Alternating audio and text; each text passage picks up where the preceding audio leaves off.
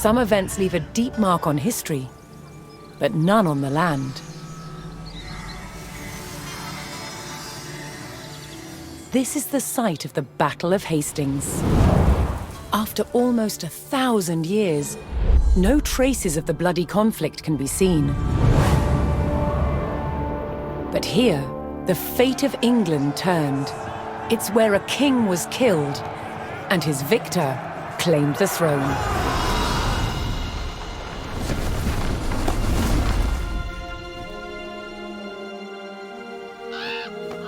October 14th, 1066. We know what happened here on this day, thanks to this. The Bayeux Tapestry.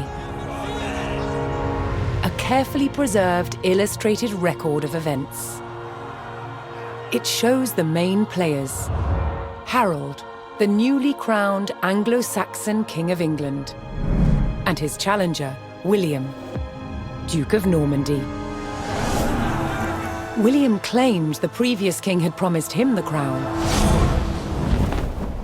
So, he assembled an army and prepared to sail to England to fight King Harold for the throne.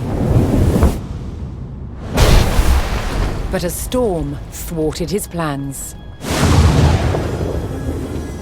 Meanwhile, Harold discovered that a Viking invasion had landed in the north. Another threat to his crown. So he raced to fight them.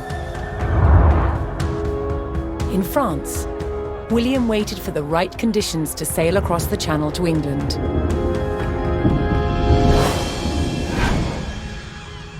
The weather cleared.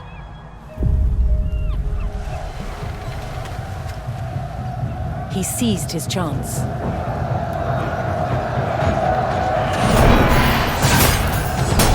"250 miles north, Harold had defeated the Vikings. Now, hearing of William's arrival, his army sped south. At 9 o'clock in the morning, on this hill, William's Norman army were ready to do battle with Harold's Anglo-Saxon men.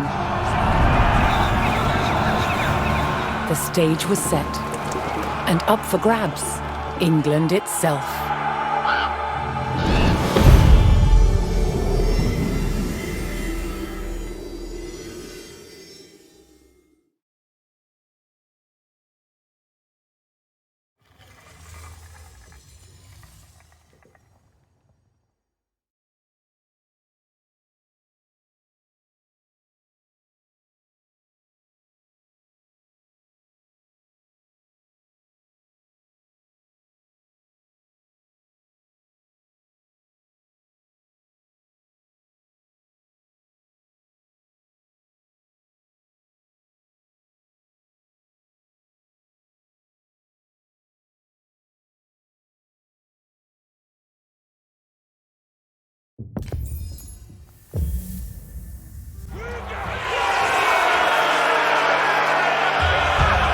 On October 14th, 1066, William of Normandy stood ready for battle at the base of a hill. The high ground belonged to King Harold of England and his Anglo-Saxon army. Here, on this hilltop, the fate of England would be decided.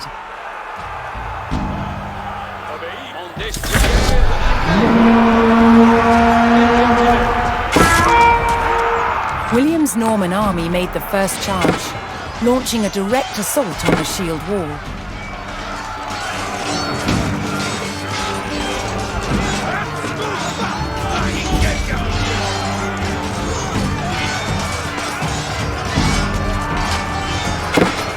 Though William's army fought fiercely against the shield wall, it would not yield. As one man fell, another took his place. Overlapping shields in tight formation made for a near impenetrable barrier. Realizing his army could not break the shield wall, William called for a retreat.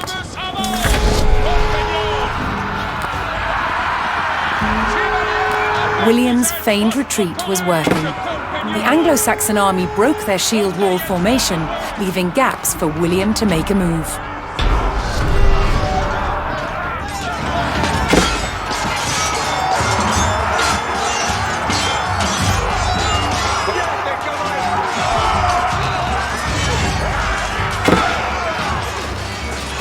Harold's men no longer in shield wall formation, William could pick them off as they charged.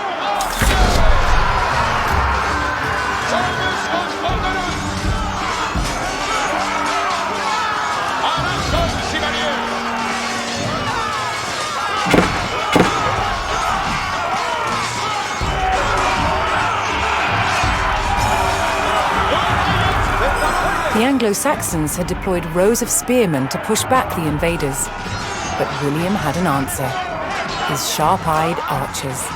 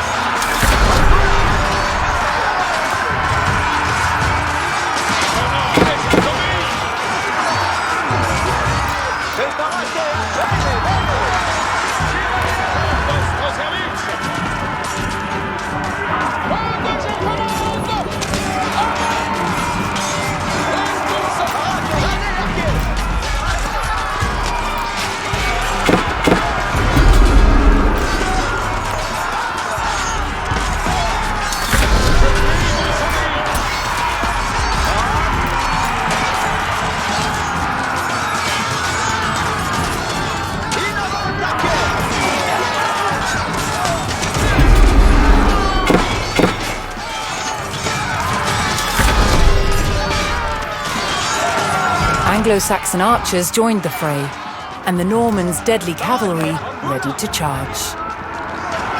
But first, William's forces had to eliminate the enemy spearmen, whose sturdy polearms could easily bring down a horse.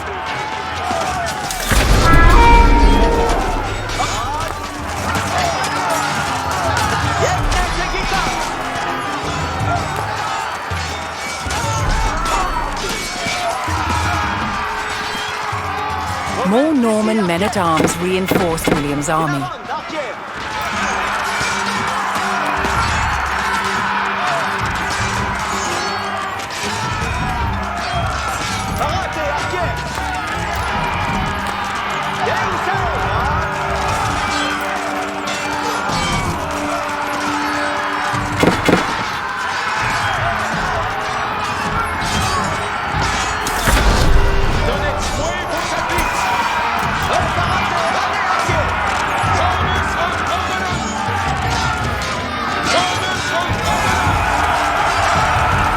With the threat of spearmen cleared from the field, William's cavalry was free to charge at the Anglo-Saxon archers.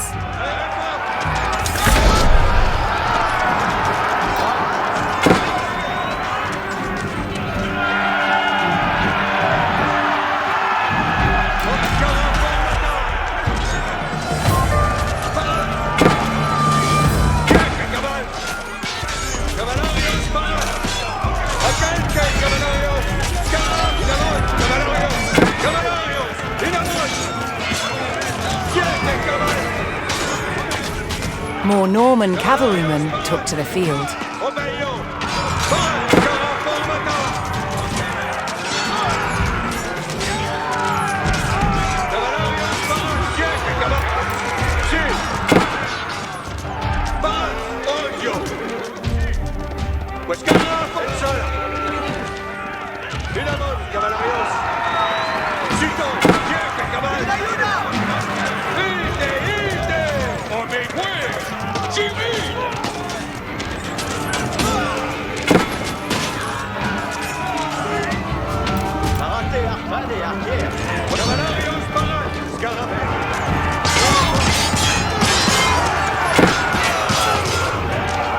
The Anglo-Saxon army was in disarray.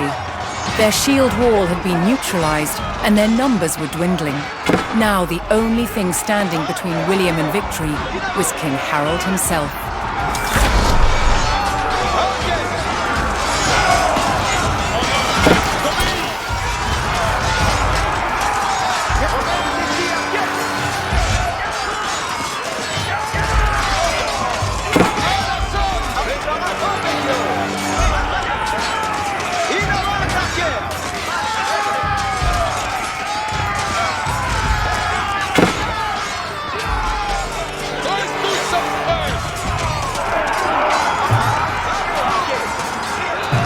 The last of Harold's men encircled their king, prepared to lay down their lives to save his.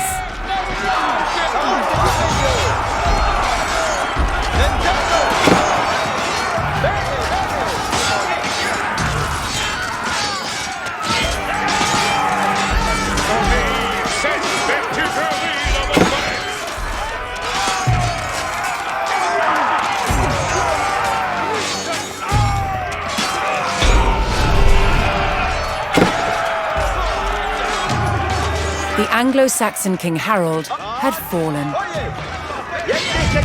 In the confusion, some loyal soldiers fought to the death, while others scattered in panic.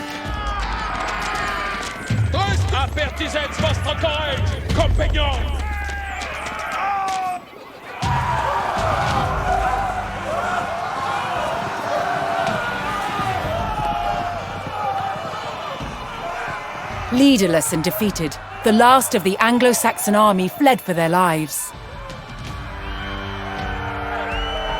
The Normans celebrated victory over the English king, but William's quest to rule England was just beginning.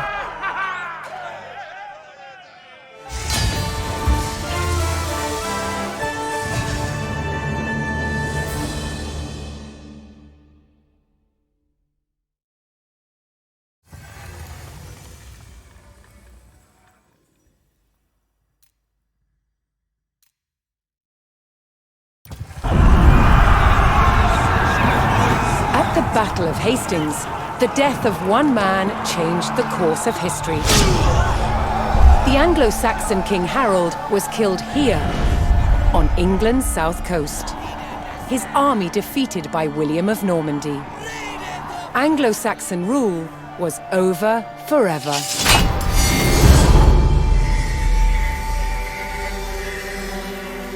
At Westminster Abbey on Christmas Day 1066, William was crowned the first Norman King of England. Now he had to secure power across the country. He began by stamping his mark on the landscape, building cathedrals and castles at strategic locations. Nothing like them had been seen in England before. They reminded the Anglo-Saxon population exactly who was in charge. But not all were content with living under Norman rule. Anglo-Saxon revolts broke out across the country. King William acted quickly to crush these rebellions. But there was one region where dissent was spiraling out of control: the north of England. In 1069, a group of lords from Northumbria formed an alliance with Viking invaders. Together they approached Norman-held York, a large city with an important cathedral, still protected by ancient Roman walls. But the walls couldn't save York. The city and the castle fell to the rebels. William's new kingdom was under threat. He had to get the city back under Norman control. William had no choice but to order his men north.